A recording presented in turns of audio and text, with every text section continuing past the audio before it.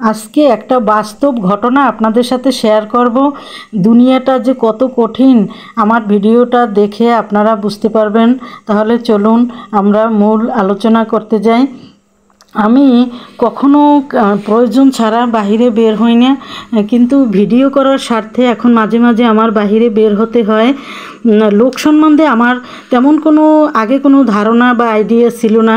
এখন মাঝে মাঝে দেখে অনেক কিছুই আমি বুঝতে পারি যে দুনিয়ার মানুষগুলো কত যে মনে কষ্ট নিয়ে বাস করে। আসল ঘটনাটি হলো কি বন্ধুরা, আমি এক জায়গায় ঘুরতে গিয়েছিলাম বিকেলবেলা। তখন এক আন্টির সাথে আমার দেখা হয়। আন্টিকে দেখি কেমন যেন আমার পরিচিত পরিচিত মনে হলো।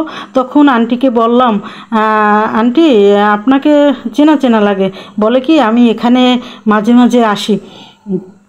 কেন আসেন ঘুরতে? বলে আমার ছেলে তো বিদেশে থাকে, নাতি এবং বউকে আনন্দ দেওয়ার জন্য মাঝে মাঝে ঘুরাতে নিয়ে আসি। তারপরে আমি এক দোলনায় দুলতেছিলাম, আমার সাইডে ছিল আন্টির সাইডের দোলনায় ছিল নাতি, আর আন্টির বউ, ছেলের বউ ভিডিও করছিল। তখন আন্টির সাথে আমার গল্প হচ্ছিল। তখন একটা জিনিস খেয়াল করে দেখলাম, বউ তার শাশুড়ির প্রতি একটুও যত্নশীল না এবং একটু মন মানসিক তার একটু ভালো দেখলাম না। শাশুড়ির প্রতি তেমন একটা খুশি দেখলাম না।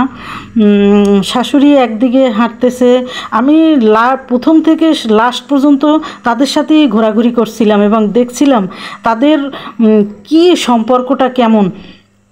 তখন দেখলাম শাশুড়ি এতিমের মতো পাশে পাশে মন খারাপ করে ঘুরছে, আর বউ শুধু তার ছেলেটার ছবি তুলছে, তার ছবি তুলছে। এইভাবেই করে উনি যদি শাশুড়ি না হয়, বউর যদি আপন মা হতো, তখন কিন্তু মা বলে ডাক দিত, মাকে নিয়ে ছবি তুলতো, নাতির সাথে ছবি তুলতো। একবারও তার শাশুড়িকে ডাকলো না। তাইলেই বুঝলাম যে শাশুড়ির প্রতি বউর একটু মন মানসিক ভালো না। এভাবে করেই কিন্তু ঘরে ঘরে আমাদের বউরা শাশুড়িকে ঠেকে পড়ে তাকে খাবার খাওয়ায় এবং সমাজে মানুষে কি বলবে এই কথা ভেবে তারপরে শাশুড়ির সাথে আচরণ করে, কিন্তু মন দিয়ে কখনো শাশুড়িকে মা ভাবে না।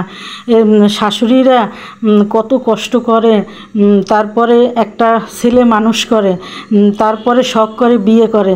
তারপরে বউ যদি শাশুড়িকে ভালো না বাসে, তাকে যদি পছন্দ না করে, তাকে যদি তার সাথে গল্পগুজব না করে, তাইলে কিন্তু একটা মা এতিম হয়ে যায়। তখন সারা জীবন ওই মা কষ্ট বুকে চাপা রেখে তারপরে সারা জীবন কাটিয়ে দেয়। এভাবে কখনো করবেন না আপনারা। সবসময় শাশুড়িকে মা বলে ডাকবেন, আনন্দ দিবেন, তার সাথে